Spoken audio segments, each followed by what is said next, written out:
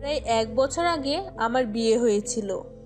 আমার স্বামী সেনায় কাজ করেন, যার ফলে তার নিযুক্তি সীমান্তে হয় এবং সেখানে তার পক্ষে পরিবার নিয়ে থাকা সম্ভব হয় না। আমার স্বামী পিতামাতার একক সন্তান, তাই আমায় আমার শ্বশুর শাশুড়ির সাথে শ্বশুর বাড়িতেই বাস করতে হয়। বর্তমানে আমার 25 বছর বয়স। একবার মিলনের স্বাদ পাওয়ার পর ভরা যৌবনে দিনের পর দিন স্বামীকে ছেড়ে সন্ন্যাসিনীর জীবন কাটাতে আমার খুবই কষ্ট হচ্ছিল, কিন্তু আমার পক্ষে সহ্য করা ছাড়া আর কোনো উপায় ছিল না।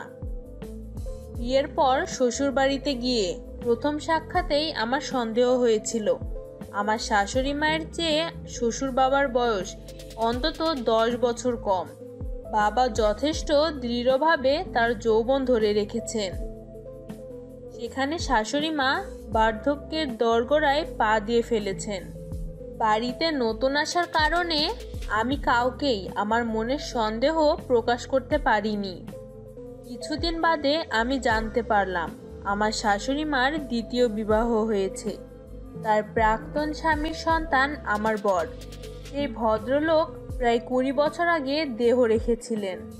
তখন অভাবের সংসার চালানোর জন্য শাশুড়ি মা গৃহশিক্ষকতা আরম্ভ করেছিলেন। ওই সময় উনি নিজেরই এক ছাত্রের প্রেমে পড়ে তার সাথে বিবাহ বন্ধনে জড়িয়েছিলেন। সে ছাত্র বর্তমানে আমার সৎ শ্বশুর বাবা। আমার স্বামী বিনয় তার সৎ পিতাকে বাবাই এবং মাকে মামনি বলে সম্বোধন করে। সেই সূত্রে আমিও শ্বশুরমশাইকে বাবাই এবং শাশুড়িকে মামনি বলেই সম্বোধন করতে লাগলাম। বাবাই খুবই মিশুক এবং সবসময় হাসিমুখ, সেজন্য প্রথম থেকেই আমার ওনাকে খুবই ভালো লাগতো। বাবাই বিনয় এবং আমার সাথে বন্ধুর মতোই মিশতেন এবং ঠাট্টা ইয়ার্কিও করতেন। আমার মনে হচ্ছিল মামনি বাবাইয়ের চেয়ে বয়সে যথেষ্টই বড় এবং শিক্ষিকা হবার কারণে তার ব্যবহার যথেষ্টই গম্ভীর্যে ভরা। তাই সময়ের সাথে বাবাই এবং মায়ের মনের মিলটাও দিন দিন যেন কমে যাচ্ছিল। ফুলশয্যার দিন আমি প্রথমবার বিনয়ের ডান্ডা দেখে সত্যি ভয় পেয়ে গেছিলাম। তার যেমনই সুঠাম শরীর তেমনই তার ডান্ডা। প্রথম রাতেই সে আমায় 3 বার লাগিয়েছিল। নেহাত বিয়ের আগেই আমার খুড়তুতো ভাইয়ের সাথে আমার শারীরিক সম্পর্ক হয়েছিল এবং সে বেশ কয়েকবার আমায় লাগিয়েছিল। সেজন্যই আমি বিনয়ের বিশাল জিনিসটা সহ্য করে নিতে পেরেছিলাম। আমার সাথে প্রায় মাসখানেক সময় কাটানোর পর বিনয়কে আবার চাকরিতে যোগ দিতে হলো।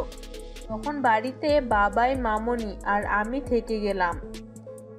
সেনার চাকরির অর্থ হলো বিনয় কবে আবার ছুটি পাবে আর বাড়ি ফিরবে তার ঠিক ঠিকানাই নেই। সেই অবস্থায় আমার তরতাজা শরীর না খেয়ে পড়ে থাকতে লাগলো। আমার পোশাক পরা নিয়ে শ্বশুর বাড়িতে কোনো বিধিনিষেধ নেই। আমি সালোয়ার কুর্তি, লেগিংস কুর্তি, জিন্সের প্যান্ট গেঞ্জি, স্কার্ট ব্লাউজ, লেহেঙ্গা চলি সব কিছুই পরি। আমার ফিগার পুরো ছকে বাঁধা, অর্থাৎ 34, 26, 34। তাই যে কোনো পোশাকেই আমায় খুব মানায়। বিনয় চলে যাবার পর বাবাই আমার পরম বন্ধু হয়ে উঠলেন এবং কেনাকাটা করার জন্য ওনার সাথেই বাজারে যেতে লাগলাম। বয়সের বেশি পার্থক্য না হবার কারণে কোনো অচেনা লোকের পক্ষে আমাদের দুজনকে দেখে বোঝার উপায় ছিল না যে আমরা শ্বশুর পুত্রবধূ নাকি সদ্য বিবাহিত বর বউ। বাবাই আমার সমস্ত সাজসজ্জা এবং প্রসাধনের সামগ্রী আমাকে দিয়েই পছন্দ করিয়ে কিনে দিতেন। এভাবেই একদিন সন্ধ্যায় আমি এবং বাবাই কেনাকাটা করার জন্য বাজারে গেছিলাম।